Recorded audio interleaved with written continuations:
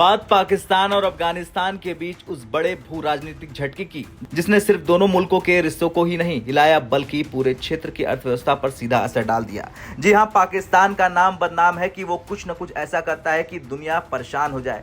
कभी वो आतंकवाद फैलाता है तो कभी वो बॉर्डर पर ट्रक रोक देता है और इस बार भी ऐसा ही हुआ जब पाकिस्तान ने गुलाम खान बॉर्डर क्रॉसिंग को बैन कर दिया, उस पर रोक लगा दी और उसमें आवाजाही को रुकवा दिया, जिसका नाम शायद भारत में ज्यादा नहीं सुना जाता है, लेकिन अफगानिस्तान और पाकिस्तान की ट्रांसपोर्ट और ट्रेड लाइफलाइन में ये तीसरा सबसे बड़ा दरवाजा है और पाकिस्तान ने इसे अचानक बंद कर दिया। न सिर्फ बंद किया बल्कि अब पहले की तरह टोकन या अस्थायी पास पर सीमा पार करने की सुविधा भी खत्म कर दी। 1 अगस्त की सुबह से ये नियम लागू हो गया। पहले यहाँ कुछ खास कैटेगरी के लोग जैसे गंभीर मरीज बिना पासपोर्ट वीजा के सिर्फ एक लोकल टोकन के सहारे सीमा पार कर लेते लेकिन अब पाकिस्तान ने साफ कर दिया है कि पासपोर्ट और वीजा अनिवार्य है, कोई अपवाद नहीं। इसका असर तुरंत दिखा। ट्रक लाइन से खड़े हो गए, यात्री फंस गए और बॉर्डर पोस्ट सुनसान हो गया।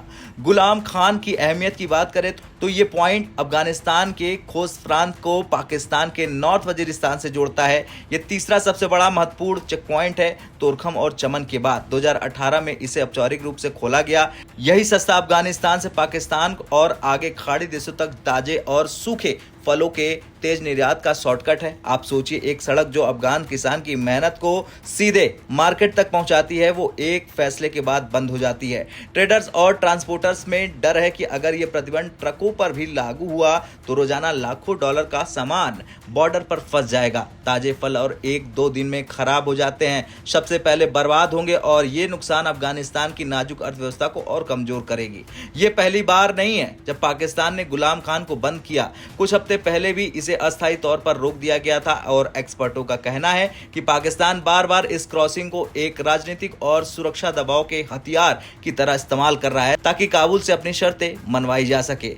पाकिस्तान और अफगानिस्तान के रिश्ते पहले से ही तालिबान के सत्ता में आने के बाद तनावपूर्ण हो चुके हैं। इस बॉर्डर पॉलिसी की अस्थिरता ने लोगों में गुस्सा भर दिया है। जब लोगों के पास रोजगार, व्यापार और इलाज का रास्ता एक बार काट दिया जाता है तो नफरत और अविश्वास बढ़ जाता है। कहानी यही खत्म नहीं होती है। संयुक्त राष्ट्र शरणार्थी एजेंसी UNHCR के ताजा आंकड़े के मुताबिक सितंबर 2023 से अब तक करीब 12 लाख अफगान पाकिस्तान से लौट चुके हैं। इनमें से 3.15 लाख तो सिर्फ 2025 में लौटे हैं और 51,000 को तो पाकिस्तान ने जबरन डिपोर्ट किया। इनमें आधी संख्या महिलाएं और लड़कियों की है। 2.2% लोग विकलांग हैं, लेकिन अफगानिस्तान में उनके लिए न तो मकान है, न रोजगार है, न बुनियादी सेवाएं।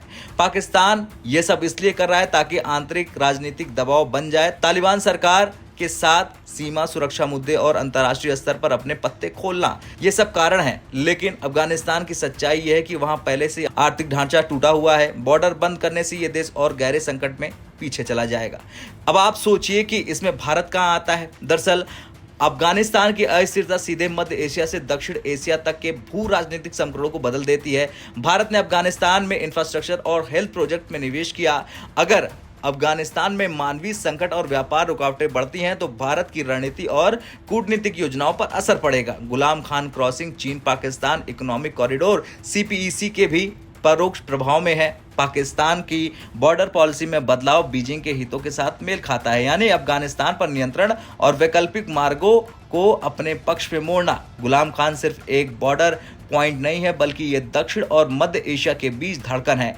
जब भी इसे बंद किया जाता है तो पूरे क्षेत्र में आर्थिक और मानवीय झटके लगते हैं। पाकिस्तान ने एक बार फिर से ये दरवाजा बंद कर दिया है और बता दिया है कि वो अफगानिस्तान को अपना भाई नहीं, एक दुश्मन की तरह देखता है जिस पर वो कब्जा करने की कोशिश सदियों से करता है। हालांकि भारत पीछे से लगा हुआ है और भारत ने साफ कर दिया है कि वो अफगानिस्तान को किसी भी तरह की दिक्कत नहीं आने देगा।